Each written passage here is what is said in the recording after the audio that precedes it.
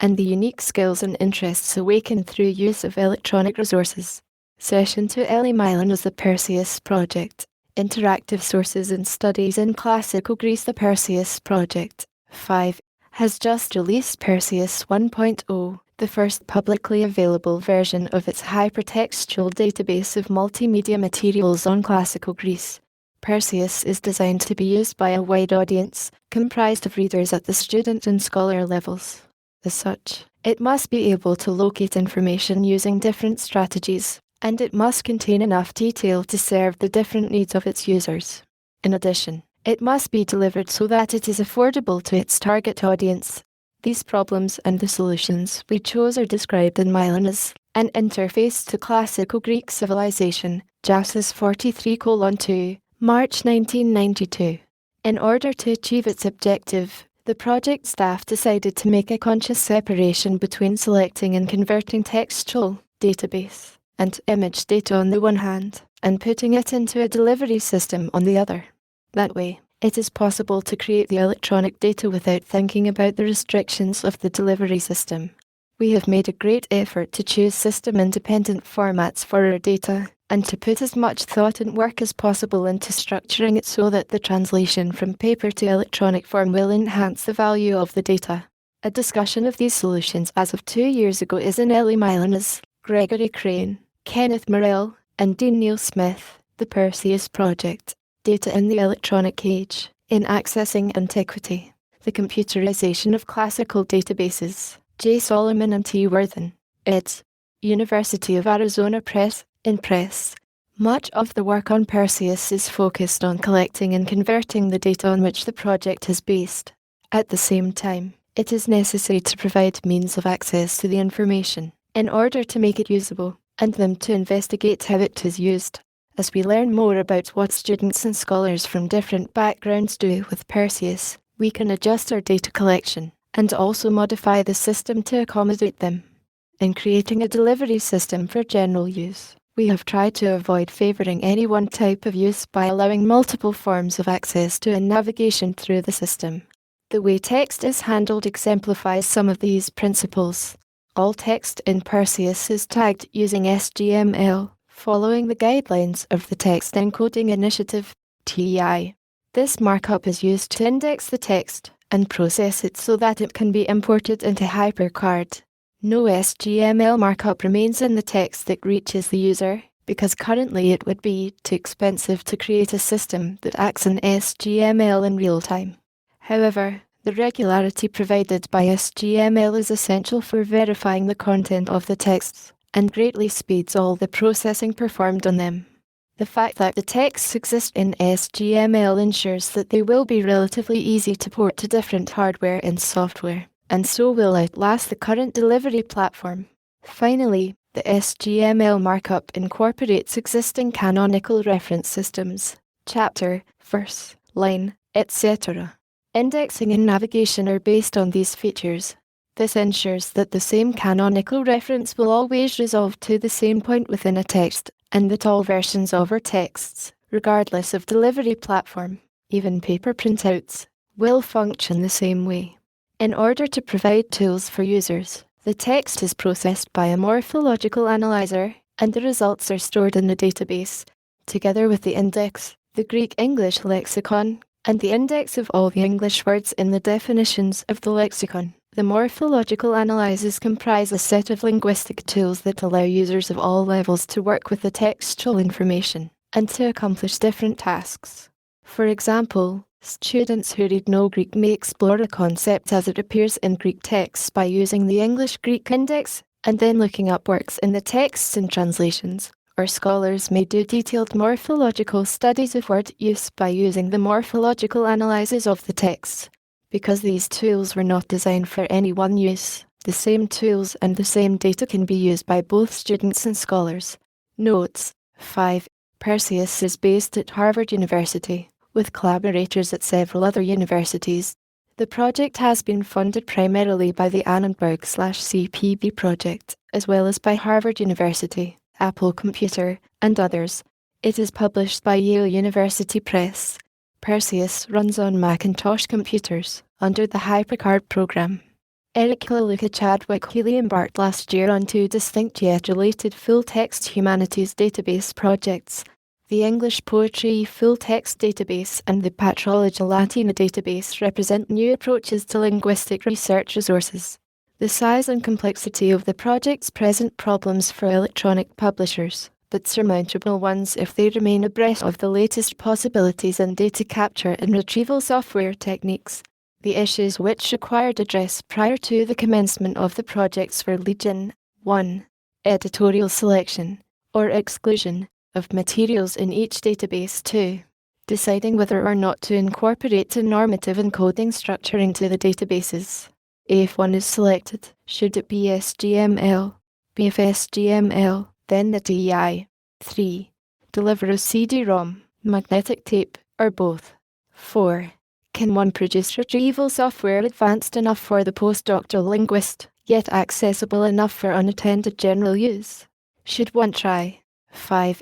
Fair and liberal networking policies. What are the risks to an electronic publisher? 6. How does the emergence of national and international education networks affect the use and viability of research projects requiring high investment? Do the new European Community directives concerning database protection necessitate two distinct publishing projects, one for North America and one for overseas? From new notions of scholarly fair use to the future of optical media, virtually every issue related to electronic publishing was aired. The result is two projects which have been constructed to provide the quality research resources with the fewest encumbrances to use by teachers and private scholars. Dorothy Tohig in spring 1988, the editors of the papers of George Washington, John Adams, Thomas Jefferson, James Madison, and Benjamin Franklin were approached by classics scholar David Packard on behalf of the Packard Humanities Foundation with a proposal to produce a CD-ROM edition of the complete papers of each of the founding fathers. This electronic edition will supplement the published volumes, making the documents widely available to students and researchers at reasonable cost. We estimate that our CD-ROM edition of Washington's papers will be substantially completed within the next 2 years and ready for publication. Within the next 10 years or so, similar CD-ROM editions of the Franklin, Adams, Jefferson, and Madison papers also will be available. At the Library of Congress's session on technology, I would like to discuss not only the experience of the Washington papers in producing the CD-ROM edition, but the impact technology has had on these major editorial projects. Already, we are editing our volumes with an eye to the material that will be readily available in the CD-ROM edition. The completed electronic edition will provide immense possibilities for the searching of documents for information in a way never possible before. The kind of technical innovations that are currently available and on the drawing board will soon revolutionize historical research and the production of historical documents. Unfortunately, much of this new technology is not being used in the planning stages of historical projects, simply because many historians are aware only in the vaguest way of its existence. At least 2 major new historical editing projects are considering microfilm editions, simply because they are not aware of the possibilities of electronic alternatives and the advantages of the new technology in terms of flexibility and research potential compared to microfilm. In fact, too many of us in history and literature are still at the stage of struggling with our pieces. There are many historical editorial projects in progress presently, and an equal number of literary projects. While the two fields have somewhat different approaches to textual editing, there are ways in which electronic technology can be of service to both. Since few of the editors involved in the Founding Fathers CD-ROM editions are technical experts in any sense, I hope to point out in my discussion of our experience how many of these electronic innovations can be used successfully by scholars who are novices in the world of new technology. One of the major concerns of the sponsors of the multitude of new scholarly editions is the limited audience reached by the published volumes. Most of these editions are being published in small quantities, and the publisher's price for them puts them out of the reach not only of individual scholars but of most public libraries and all but the largest educational institutions. However, little attention is being given to ways in which technology can bypass conventional publication to make historical and literary documents more widely available. What attracted us most to the CD-ROM edition of the Papers of George Washington was the fact that David Packard's aim was to make a complete edition of all of the 135,000 documents we have collected available in an inexpensive format that would be placed in public libraries, small colleges, and even high schools. This would provide an audience far beyond our present 1,000 copy, $45 published edition. Since the CD-ROM edition will carry none of the explanatory annotation that appears in the published volumes, we also feel that the use of the CD-ROM will lead many researchers to seek out the published volumes. In addition to ignorance of new technical advances, I have found that too many editors and historians and literary scholars are resistant and even hostile to suggestions that electronic technology may enhance their work. I intend to discuss some of the arguments traditionalists are advancing to resist technology, ranging from distrust of the speed with which it changes. We are already wondering what is out there that is better than CD-ROM, to suspicion of the technical language used to describe electronic developments. Maria Libran, the online journal of current clinical trials, a joint venture of the American Association for the Advancement of Science, AAAS, and the Online Computer Library Center, Incorporated, OCLC, is the first peer-reviewed journal to provide full-text, tabular material, and line illustrations online. This presentation will discuss the genesis and startup period of the journal. Topics of discussion will include historical overview, day-to-day management of the editorial peer review, and manuscript tagging and publication.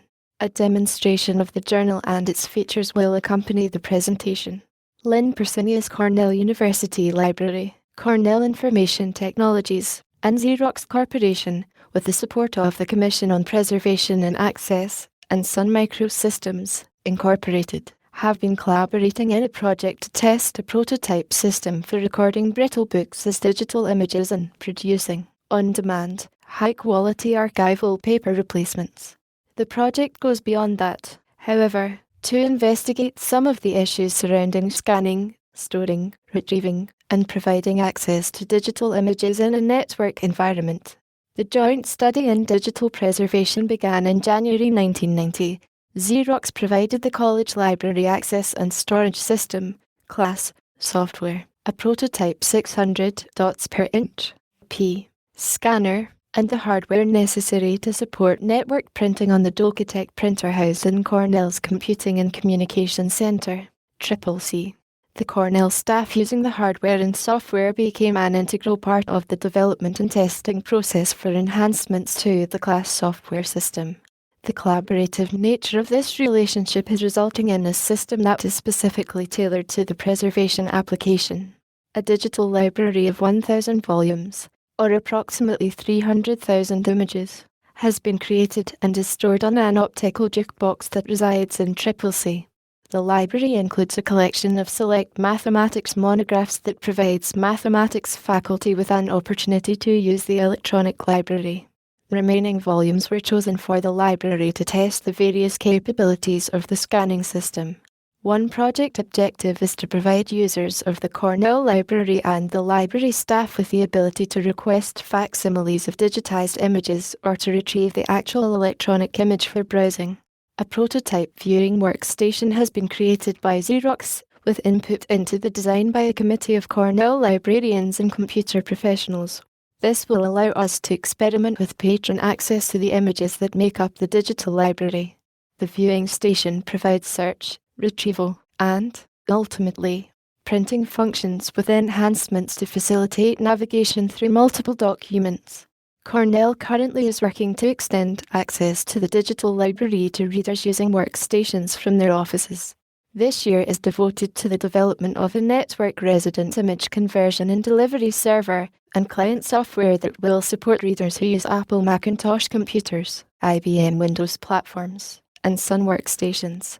Equipment for this development was provided by Sun Microsystems with support from the Commission on Preservation and Access.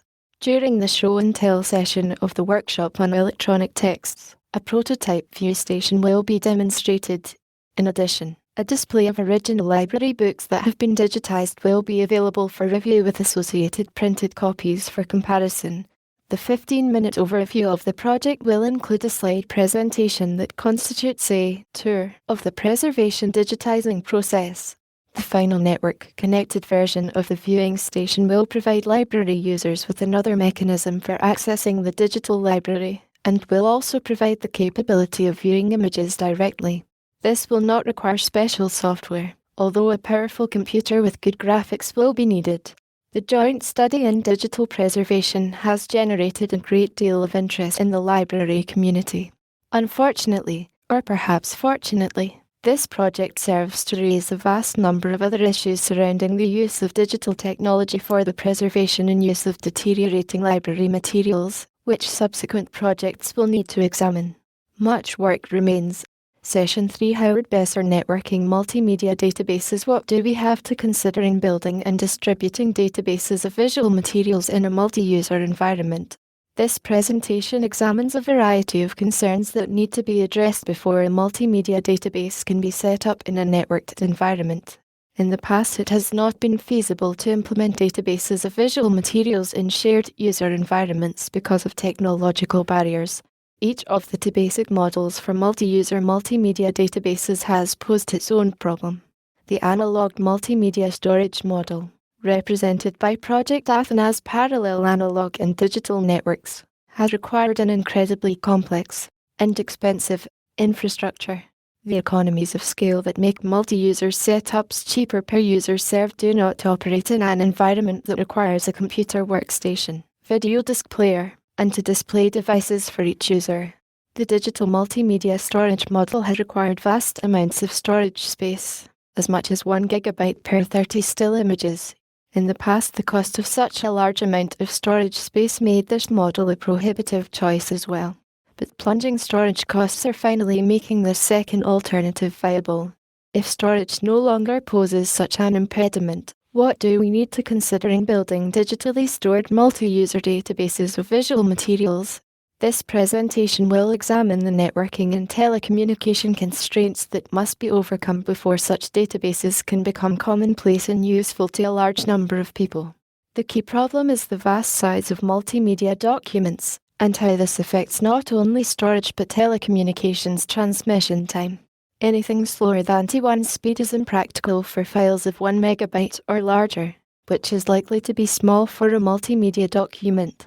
For instance, even on a 56 KB line it would take 3 minutes to transfer a 1 MB file. And these figures assume ideal circumstances, and do not take into consideration other users contending for network bandwidth, disk access time, or the time needed for remote display. Current common telephone transmission rates would be completely impractical. Few users would be willing to wait the year necessary to transmit a single image at 2400 baud. This necessitates compression, which itself raises a number of other issues.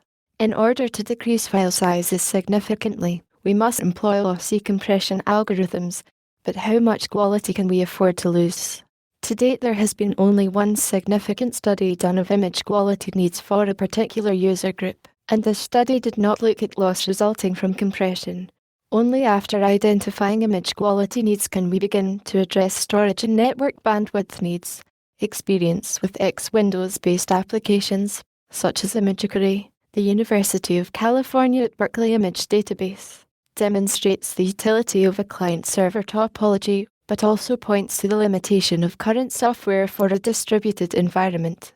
For example, applications like ImageArray can incorporate compression, but current X implementations do not permit decompression at the end user's workstation. Such decompression at the host computer alleviates storage capacity problems while doing nothing to address problems of telecommunications bandwidth. We need to examine the effects on network throughput of moving multimedia documents around on a network. We need to examine various topologies that will help us avoid bottlenecks around servers and gateways. Experience with applications such as these raise still broader questions. How closely is the multimedia document tied to the software for viewing it? Can it be accessed and viewed from other applications? Experience with the MARC format, and more recently with the Z39.50 protocols, shows how useful it can be to store documents in a form in which they can be accessed by a variety of application software. Finally, from an intellectual access standpoint, we need to address the issue of providing access to these multimedia documents in interdisciplinary environments. We need to examine terminology and indexing strategies that will allow us to provide access to this material in a cross-disciplinary way. Ronald Larson Directions in High-Performance Networking for Libraries. The pace at which computing technology has advanced over the past 40 years shows no sign of abating. Roughly speaking, each 5-year period has yielded an order of magnitude improvement in price and performance of computing equipment. No fundamental hurdles are likely to prevent this pace from continuing for at least the next decade. It is only in the past 5 years, though, that computing has become ubiquitous in libraries, affecting all staff and patrons, directly or indirectly. During these same 5 years, communications rates on the Internet, the principal academic computing network, have grown from 56 kilobits per second to 1.5 megabits per second, and the INSFNet backbone is now running 45 megabits per second. Over the next 5 years, communication rates on the backbone are expected to exceed 1 Gbps. Growth in both the population of network users and the volume of network traffic has continued to grow geometrically, at rates approaching 15% per month. This flood of capacity in use, likened by some to drinking from a fire hose, creates immense opportunities and challenges for libraries. Libraries must anticipate the future implications of this technology, participate in its development, and deploy it to ensure access to the world's information resources. The infrastructure for the information age is being put in place. Libraries face strategic decisions about their role in the development, deployment, and use of this infrastructure. The emerging infrastructure is much more than computers and communication lines. It is more than the ability to compute at a remote site, send electronic mail to a peer across the country, or move a file from one library to another. The next 5 years will witness substantial development of the information infrastructure of the network. In order to provide appropriate leadership, library professionals must have a fundamental understanding of and appreciation for computer networking, from local area networks to the National Research and Education Network, NREN. This presentation addresses these fundamentals, and how they relate to libraries today and in the near future. Edwin Brown Rigg Electronic Library Visions and Realities. The electronic library has been a vision desired by many and rejected by some since Fanny Varbush coined the term MEMX to describe an automated, intelligent, personal information system.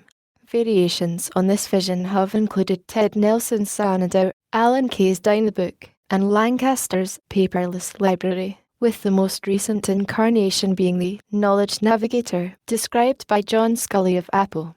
But the reality of library service has been less visionary, and the leap to the electronic library has eluded universities, publishers, and information technology files. The MEMX Research Institute, MEMRI, an independent, non-profit research and development organization, has created an electronic library program of shared research and development in order to make the collective vision more concrete. The program is working toward the creation of large, indexed publicly available electronic image collections of published documents in academic, special, and public libraries. This strategic plan is the result of the first stage of the program, which has been an investigation of the information technologies available to support such an effort, the economic parameters of electronic service compared to traditional library operations, and the business and political factors affecting the shift from print distribution to electronic networked access. The strategic plan envisions a combination of publicly searchable access databases, image, and text, document collections stored on network file servers, local and remote network access, and an intellectual property management control system. This combination of technology and information content is defined in this plan as an e-library or e-library collection. Some participating sponsors are already developing projects based on MEMRI's recommended directions. The library strategy projected in this plan is a visionary one that can enable major changes and improvements in academic, public, and special library service. This vision is, though, one that can be realized with today's technology. At the same time, it will challenge the political and social structure within which libraries operate. In academic libraries, The traditional emphasis on local collections, extending to accreditation issues. In public libraries, the potential of electronic branch and central libraries fully available to the public, and for special libraries, new opportunities for shared collections and networks. The environment in which this strategic plan has been developed is, at the moment, dominated by a sense of library limits. The continued expansion and rapid growth of local academic library collections is now clearly at an end. Corporate libraries, and even law libraries, are faced with operating within a difficult economic climate, as well as with very active competition from commercial information sources. For example, public libraries may be seen as a desirable but not critical municipal service in a time when the budgets of safety and health agencies are being cut back. Further, libraries in general have a very high labour-to-cost ratio in their budgets, and labour costs are still increasing, notwithstanding automation investments. It is difficult for libraries to obtain capital, start-up, or seed funding for innovative activities, and those technology-intensive initiatives that offer the potential of decreased labour costs can provoke the opposition of library staff. However, libraries have achieved some considerable successes in the past 2 decades by improving both their service and their credibility within their organizations, and these positive changes have been accomplished mostly with judicious use of information technologies. The advances in computing and information technology have been well chronicled. The continuing precipitous drop in computing costs, the growth of the internet and private networks, and the explosive increase in publicly available information databases. For example, OCLC has become one of the largest computer network organizations in the world by creating a cooperative cataloging network of more than 6,000 libraries worldwide. Online public access catalogs now serve millions of users on more than 50,000 dedicated terminals in the United States alone. The University of California Melville Online Catalog System has now expanded into an index database reference service and supports more than 6 million searches a year. And libraries have become the largest group of customers of CD-ROM publishing technology. More than 30,000 optical media publications such as those offered by InfoTrack and Silver Platter are subscribed by U.S. libraries. This march of technology continues and in the next decade will result in further innovations that are extremely difficult to predict. What is clear is that libraries can now go beyond automation of their order files and catalogs to automation of their collections themselves, and it is possible to circumvent the fiscal limitations that appear to obtain today. This electronic library strategic plan recommends a paradigm shift in library service and demonstrates the steps necessary to provide improved library services with limited capacities and operating investments. Session of Ann Kenny, the Cornell/Xerox joint study in digital preservation resulted in the recording of 1,000 brittle books of 600B digital images and the production, on demand, of high-quality and archivally sound paper replacements. The project, which was supported by the Commission on Preservation and Access, also investigated some of the issues surrounding scanning, storing, retrieving, and providing access to digital images in a network environment. And Kenny will focus on some of the issues surrounding direct scanning as identified in the Cornell Xerox project. Among those to be discussed are image versus text capture, indexing and access, image capture capabilities, a comparison to photocopy and microfilm, production and cost analysis, storage formats, protocols, and standards, and the use of this scanning technology for preservation purposes. The 600B digital images produced in the Cornell Xerox project proved highly acceptable for creating paper replacements of deteriorating originals. The 1,000 scan volumes provided an array of image capture challenges that are common to 19th century printing techniques in embrittled material, and that defy the use of text conversion processes. These challenges include diminished contrast between text and background, fragile and deteriorated pages, uneven printing, elaborate typefaces, faint and bold text adjacency, handwritten text and annotations, non-Roman languages, and a proliferation of illustrated material embedded in text. The latter category included high-frequency and low-frequency halftones, continuous tone photographs, intricate mathematical drawings, maps, etchings, reverse polarity drawings, and engravings. The Xerox prototype scanning system provided a number of important features for capturing this diverse material. Technicians used multiple threshold settings, filters, line art and half-tone definitions, auto-segmentation, windowing, and software editing programs to optimize image capture. At the same time, this project focused on production.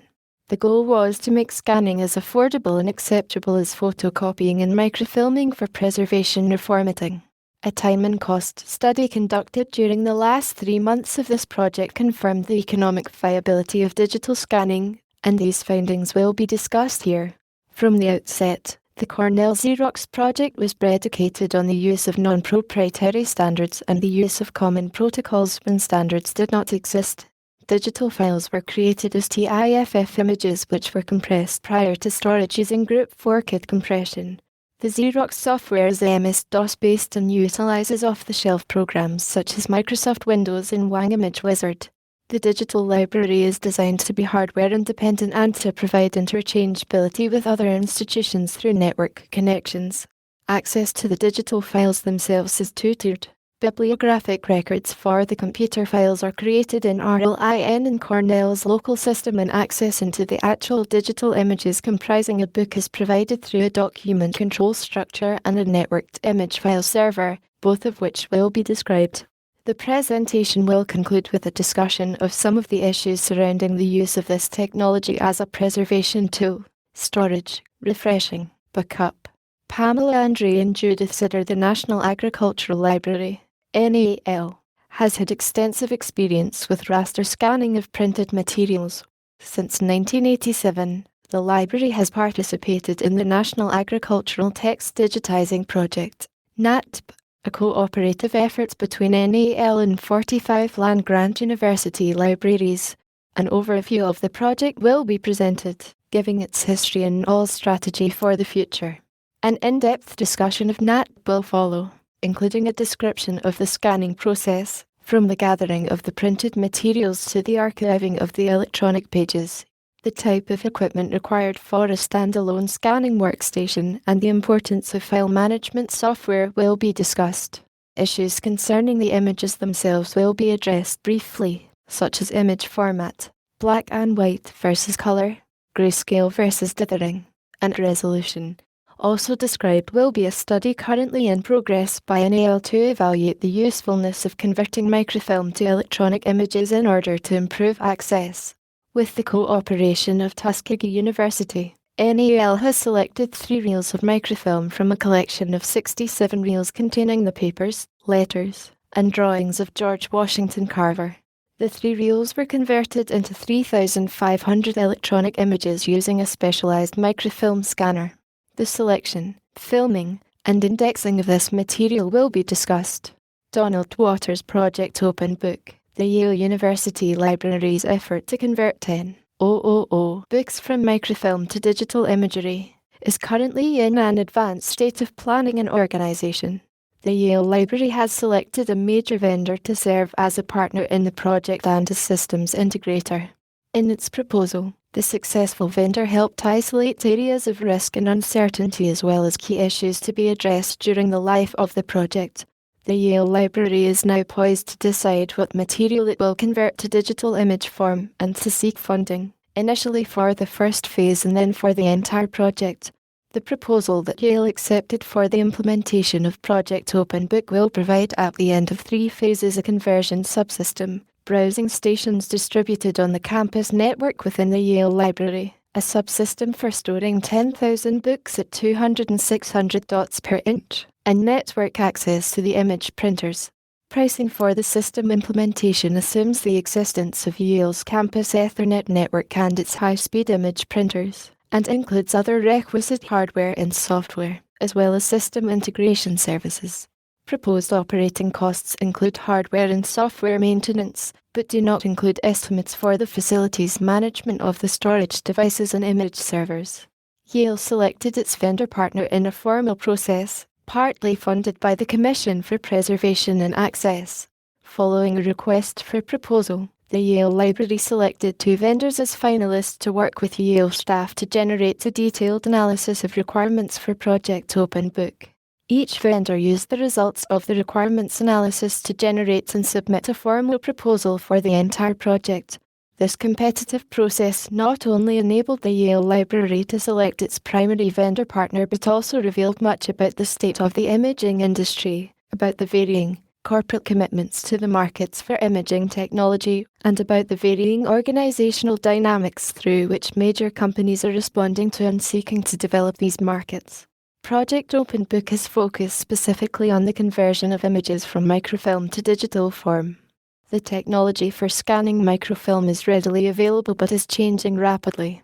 In its project requirements, the Yale Library emphasized features of the technology that affect the technical quality of digital image production and the costs of creating and storing the image library. What levels of digital resolution can be achieved by scanning microfilm?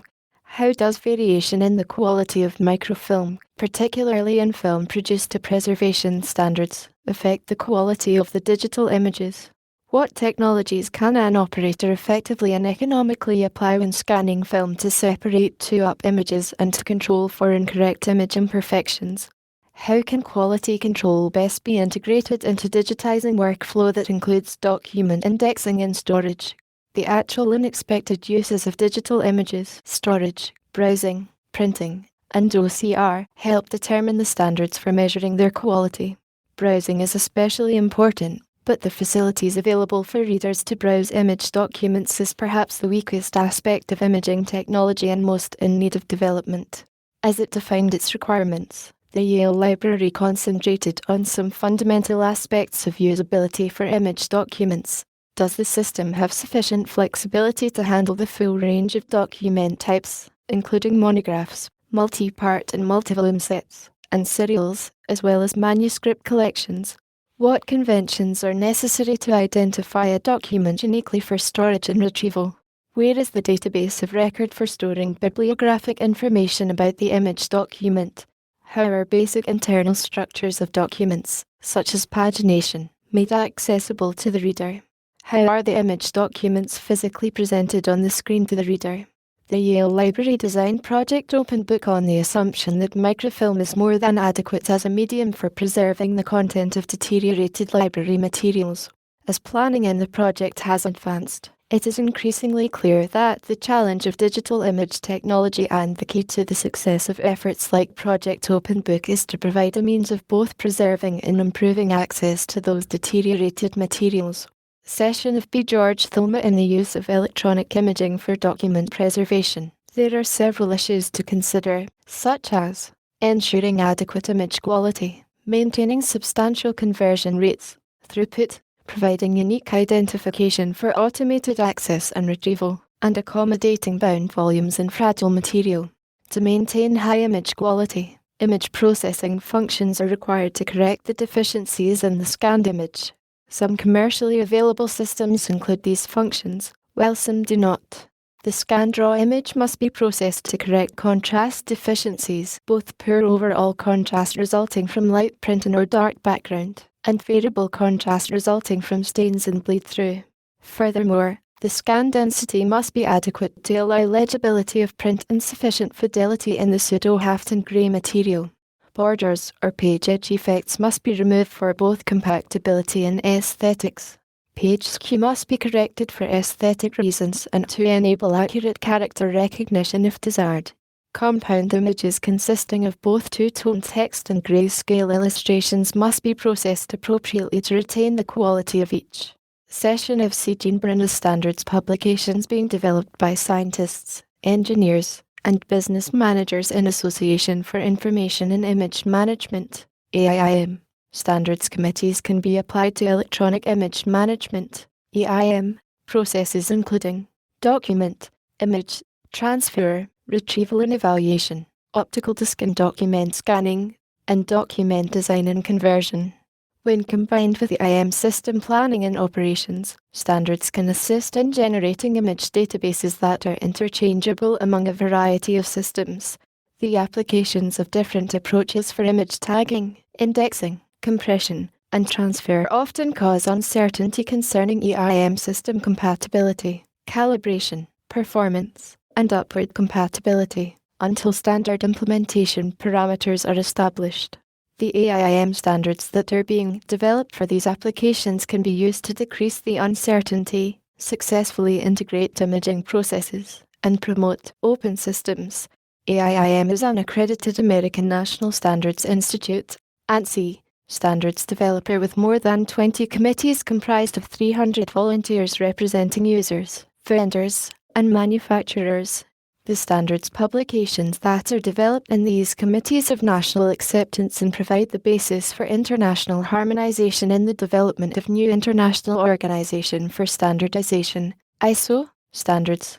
This presentation describes the development of IIM's AIIM standards and a new effort at AIIM, a database on standards projects in a wide framework of imaging industries including capture, recording, processing, duplication, distribution, display, evaluation, and preservation.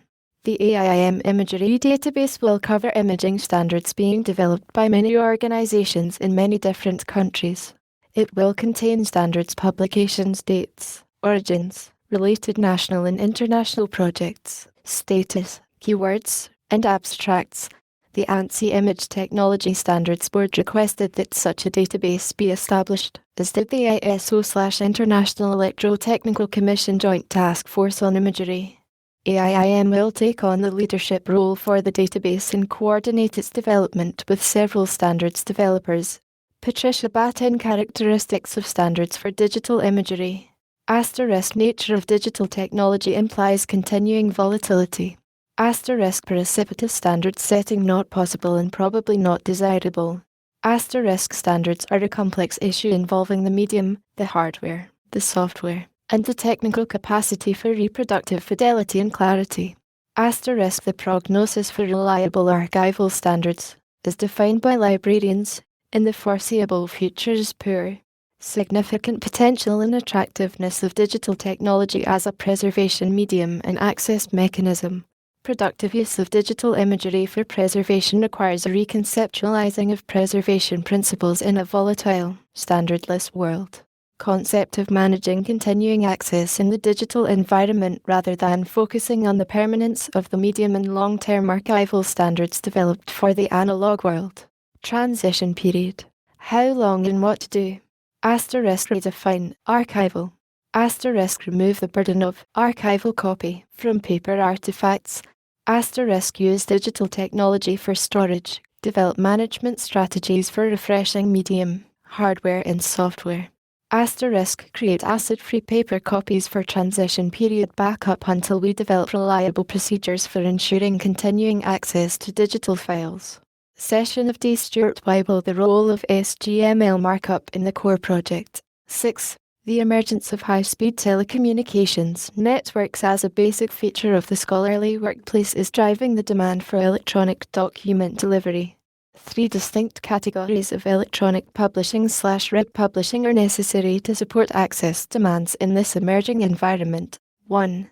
Conversion of paper or microfilm archives to electronic format. 2. Conversion of electronic files to formats tailored to electronic retrieval and display. 3. Primary electronic publishing, materials for which the electronic version is the primary format. OCLC has experimental or product development activities in each of these areas. Among the challenges that lie ahead is the integration of these 3 types of information stores in coherent distributed systems. The core, chemistry online retrieval experiment, project is a model for the conversion of large text and graphics collections for which electronic typesetting files are available. Category 2. The American Chemical Society has made available computer topography files dating from 1980 for its 20 journals. This collection of some 250 journal years is being converted to an electronic format that will be accessible through several end-user applications.